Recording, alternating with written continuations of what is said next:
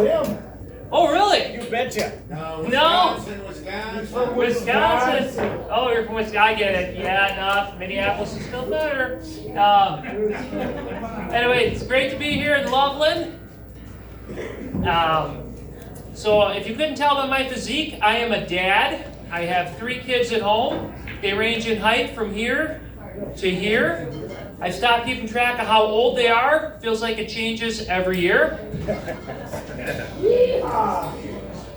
So I get asked a lot what having 3 kids is like, and the way I like to describe it is when you have 2 kids, you've got to balance your kids, your marriage, and your job. So try to imagine juggling 4 balls all at once, and then someone hands you a baby. You're going to drop something, and hopefully it's not the baby. If I'm being honest, I did drop my baby once, and I knew it was bad when I dropped him and he didn't make a noise. That's not entirely true. He did make a noise. It kind of sounded like this.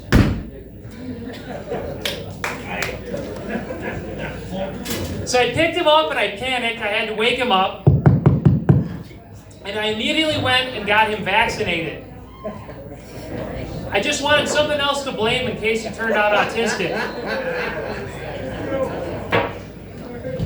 So the other day I was visited by a rabid raccoon in my backyard. It was a Saturday morning, and I knew something was up because the raccoon was stumbling around, walking in a circle like a drunk Scrooge McDuck. So I called animal control, and they said he wasn't rabid, he just had distemper. And I said, how do you know he doesn't have dat temper? And so what animal control said is our field crews don't work the weekend. What I'd have to do is take my garbage can, put it over the raccoon, put a rock on the garbage can, and they'd be out on Monday. And so I said, all right, so on Monday you guys are going to come out and nurse this raccoon back to health. And she said, oh no, distemper is fatal. But the good news is it's going to be 100 degrees this weekend. So on Monday we'll be out to collect the carcass. This didn't feel humane to me, so I said, hey, can I just shoot it? And she said, it is illegal for you to discharge firearms within city limits. And I said, yeah, okay, but what if I do? And she said, that is a matter between you and the police. So I called the police next. I explained the situation, rabid raccoon, backyard, what can I do?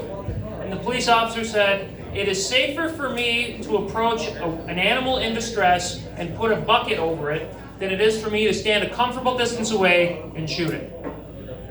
So I asked the next question, can you guys come out and shoot it? They weren't going to do that. They said no. I said, come on, you guys are the police. You love killing stuff. And the police officer said, I know, and that's why we can't do it anymore.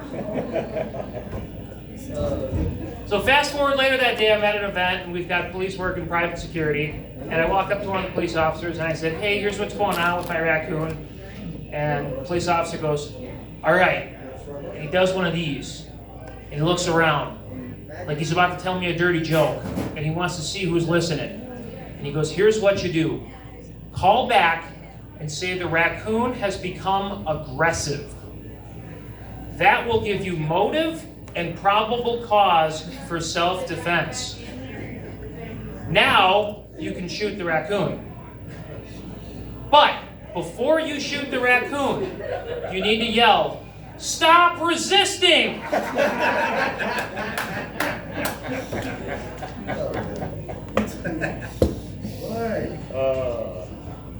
I'll spare you the details, but that raccoon is gone.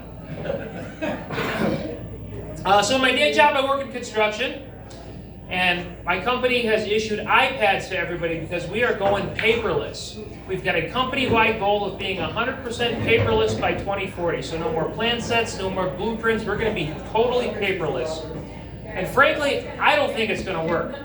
By a round of applause, who here has ever tried to wipe with an iPad? Just me, huh? I don't think I want to try. It doesn't work well. So I was working on construction of an outdoor amphitheater last year. It's an outdoor concert venue. And I swear, somebody started a rumor that Taylor Swift was going to be headlining this outdoor concert venue. Because before we even started construction, we had people on site camping out for tickets. we had homeless people camped out on our job site, or so I thought. You guys have homeless people here in Loveland? Edward Greeley. What's that? Edward Greeley. I don't know him, but I'm glad you know him. Hopefully you take care of him. So I thought we had homeless people in Minneapolis. I called the police to have them removed, and they said, we don't have homeless people in Minneapolis. We have urban explorers, and they are just enjoying nature. So we would have to deal with them. I got used to having them on site. They would offer us encouragement. Every time I would walk by, they'd be clapping for us. Oh boy. I wasn't sure how that was going to do outside of Minneapolis, so I'm glad a couple people got it. I liked it. That's good. So in addition to construction, my company also sells asphalt, and we're going through a rebranding effort right now. And so we're trying to come up with a new company slogan. And so I went to ChatGPT and I said, give me a new company slogan that a majority of people are going to like.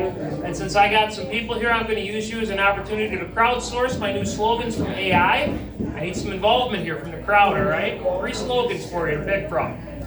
Majority of people are going to like this slogan. Ready? First slogan I got from AI. Minneapolis asphalt. Making asphalt great again. That's option, no? All right, that was option 1. Option 2. Yay! That was used that. Build back better with Minneapolis asphalt. I like that one. All right, option 3. With Minneapolis asphalt, yes, we can. What do you guys think of A those? little too dark for me. I'm just kidding. So those are all political slogans that the computer recycled for me. I said, can you give me something original that's not politically inspired? And it came up with this new one. Minneapolis asphalt. Quality is our recipe. What do you guys think of that one? I like that one. You like that one? Send it. We love it. That's also the slogan for Wendy's. So I'm not that great with names at work. I've been trying to learn my coworkers' names, so I carry around a clipboard. And instead of asking people what their name is over again, I just say, hey, can you spell your name for me? And my coworker looks at me like I'm an idiot and goes, B-O-B. And now I feel like an idiot, so thinking quickly, I said, you spell it conventionally. Sometimes I see that written with 2 O's. And now I look like a Bob. I don't know how much time I get up here, so I think I'm gonna. One more joke. Come on. One more joke. Do one more. All right. So I'm on a weight loss journey. I'm down 70 pounds and counting. Yeah, buddy. There's 3 things that I do to lose weight. First, I change my diet. I eat a lot less food, and I'll eat a lot healthier food. Second, exercise. Third, I started using drugs. Yeah. Yeah. I'm just kidding. I don't exercise. All right. I am Chris Cadette from Minneapolis. Thank you, everyone. Let's go.